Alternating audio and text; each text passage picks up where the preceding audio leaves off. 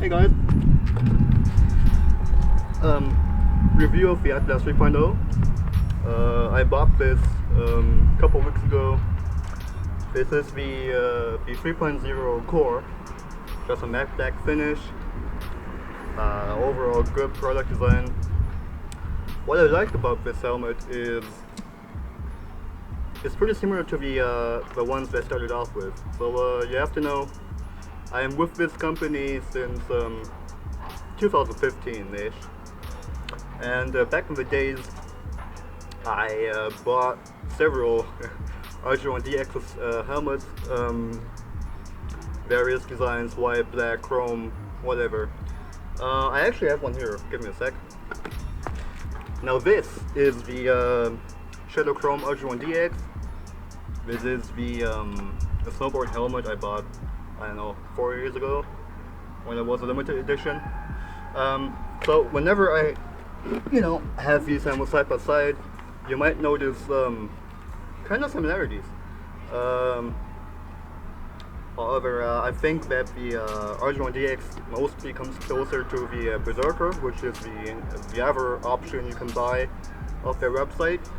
But yeah, Ruroc is just like a premium company that no one knows, or well, nobody did know back in the days, but nowadays I see a lot of Ruroc riders actually, and it always makes me happy, because what I noticed, not only from the snowboard edition, but also from the DOT approved Atlas 3.0, is that whenever you see one in the distance and you look at the helmet, you immediately know that's a Ruroc rider. Because what they did, which I find pretty good, they made a unique design which speaks for itself, I think, and you can always, identify it as a Ruroc helmet, which in my opinion does justice. So yeah, I've been riding for that like a couple weeks now. I've asked friends of mine to, get their opinion on. One of them is just sitting on the wall right there actually.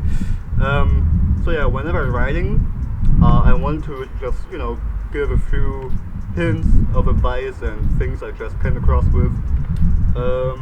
Yeah, so let's start off with the, I don't even know where to start. Why not the visor?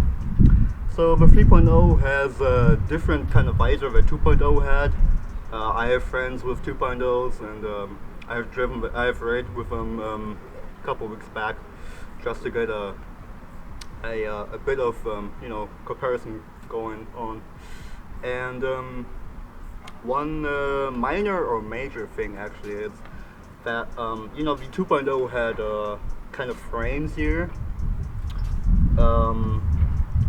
They look good, but the frames itself, they got removed on the 3.0, and that for me made quite a difference. I know a lot of other riders out there noticed that as well. For example, with the frames gone, it's actually a lot more quiet in the helmet itself. So they also did it because of the aerodynamics, of course. And you really, notice that while riding. Another thing that is coming with the visor on the 3.0, which the 2.0 didn't have, on the 2.0 you had two positions, closed or fully up, as you can see. Now, the 3.0 actually has 5 different positions you can adjust the visor in. So you've got closed, then you've got demist, which is perfect for riding in the city, for letting some air in. Then you got this, and fully open. Yeah, that is pretty comfortable in my opinion for us riders, because sometimes you just want to have in the city, you want to have your visor down, but not all the way down, of course, so you can get some air. And that was something I really didn't like about the 2.0, because you either had this or this, so there was no in between. But with this one, they actually nailed it on spot, and I really love the demist position, which I already said is the perfect position for riding. Now another thing I will say is that yes, it is very expensive, but my opinion is that for the price you pay, I think I spent like around $400 on it now. which is a lot, I know. But you get so many things with that. So you get the unique design, a premium liner, as I think is important, very important for us riders, for comfort and feel safe. And a lot of helmets don't do that or don't have that. This liner, I know they have problems with it because of COVID-19, and they moved their factory, the Ruroc factory. They moved it for its own Atlas production line. And those 2.0 liners they had in the 2.0s, they weren't as premium as now, but those, oh man, they feel premium, and comfort is a very big part of this. One thing I would say is that while this is on your head, you have a very, very snug feel, which gives you a very, very safe feel when riding.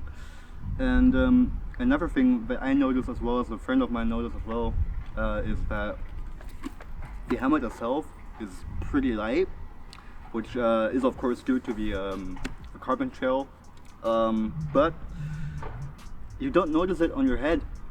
It's that light, so what you even forget you have a helmet on. Which brings me to another point of the visor again. The visor itself has a super good viewpoint field.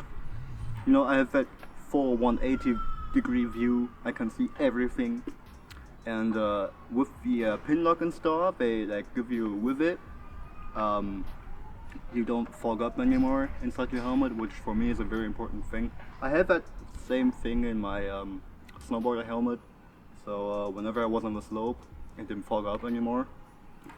But coming back to this one thing that I wanted to improve, so Ruroc, if you're watching this, maybe that would be a great thing to integrate next time, if it's integratable, of course. A friend of mine and I came up with the point that you could add like a sun visor which comes from above, like in other helmets. I don't want to name like any specific ones, but a sun visor would be great. But I will say that riding with sunglasses is no problem. So once you're actually with a helmet and then plug in some sunglasses, it's pretty, well, not difficult, but you have to apply a pretty force inside your sunglasses to fit them on inside the helmet. But once they actually do sit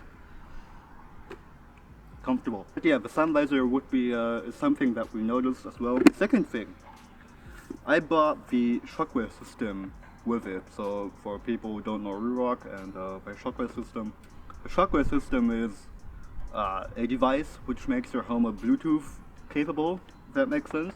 So it's actually this part here where you see all the buttons, and the shockwave system actually consists of 2 speakers and 1 microphone. You simply just plug them into the Velcro spots here inside the helmet, and the microphone goes up here in the mouthpiece. And I tested it with a friend of mine, and I have to say, great quality. I understood him very well while he was running on the Autobahn. He understood me very well. One thing that he noticed is that the volume buttons here are a bit difficult to reach when you have gloves on and going at a speed. But he only wore that helmet like 3 times now, so that might just be some practice you have to have. But other than that, great helmet, great design, great colorway. Apropos colorway, this helmet has many different colorway options you can buy in store or on the website. So check them out. Huge shout out to the in-house design team, which made them very, very epic. Another thing that I really love, which I also have in the Ultra DX snowboard helm, is the fit lock. So basically it just snaps in via magnets, which is pretty comfortable and pretty easy to use. And you don't have the danger to like strap your skin in between, and it's very, very easy to use and very comfortable. And they actually, I can put some footage in here now, they actually put a bike on the fit lock itself, and they like lifted it. So that shows how strong that is. Another point of engineering, I watched a few reels of the Ruroc account on Instagram, and one thing that I would say is that I'm pretty impressed with how they actually came up with the design and all the shell. Because if you watch the reels, I can put in some footage in, which I can show you now. They just send this hammer to hell, like literally. They want to know every breaking point, every weak spot. They tested it, of course. Now the sun is back, and that way they, had every point of advantage they could use to make this even better as it was in SV 2.0.